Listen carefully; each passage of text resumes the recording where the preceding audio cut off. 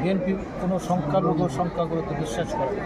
BNP বিশ্বাস করে আমরা সবাই বাংলাদেশি, অতএব জন্মগতভাবে হিন্দু ভাইরা, খ্রিস্টান ভাইরা, বৌদ্ধ ভাইরা তাদের জন্মগত অধিকার, নাগরিক অধিকার, সাংবিধানিক অধিকার, সে যার যার ধর্ম সে পালন করে। অতএব কারো কাছে যাওয়ার প্রশ্ন ওঠে না।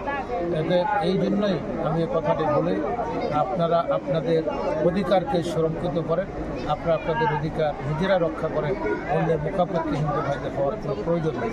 এবং একটি শব্দ, সেটি হল যে কারণে মুক্তিযুদ্ধ হয়েছে, গণতন্ত্রের জন্য, অসাম্প্রদায়িক সম্প্রীতির জন্য। বাংলাদেশ হাজার বছরের কৃষ্টি সংস্কৃতি হচ্ছে বাংলাদেশ এক অসাম্প্রদায়িক একটি সম্প্রীতির দেশ। এবং হিন্দু ভাইদের কাছে আপনারা যে 12% এই দেশে বসবাস করেন, আপনারা এই দেশের নাগরিক, জন্মসূত্রে আপনারা আপনাদের ভোটটি প্রয়োগ করবেন এমনভাবে আপনাদের ভোটের উপর নির্ভর করবে আগামী দিনে বাংলাদেশের রাষ্ট্রীয় ক্ষমতায় কারা আসবে। অতএব আপনারা ভেবে চিনতে আপনাদের ভোটটি প্রয়োগ করবেন, যাতে বাংলাদেশ একটি অসাম্প্রদায়িক রাষ্ট্র থাকে। বাংলাদেশের জন্য কোনো মৌলবাদী এরা উত্থান না হয়, মৌলবাদীরা যেন রাষ্ট্রীয় উগ্র ধর্মান্ধরা যেন রাষ্ট্রীয় ক্ষমতায় আসে।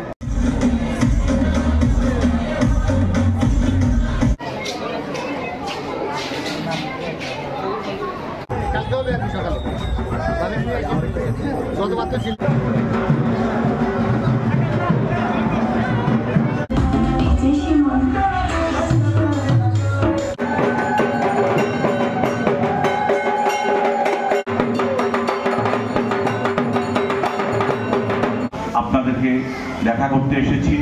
এটা একটি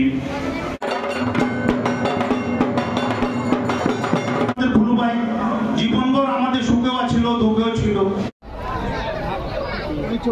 ভাই আপনি একটু পরে ছবি তুলেন পরে।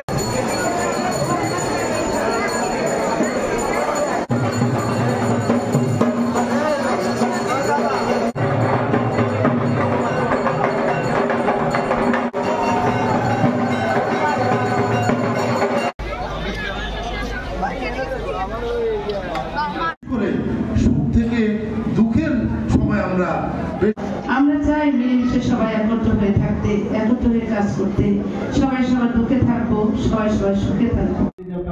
মহান স্বাধীনতার ঘোষণা দিয়েছেন, রণাঙ্গনে যুদ্ধ করে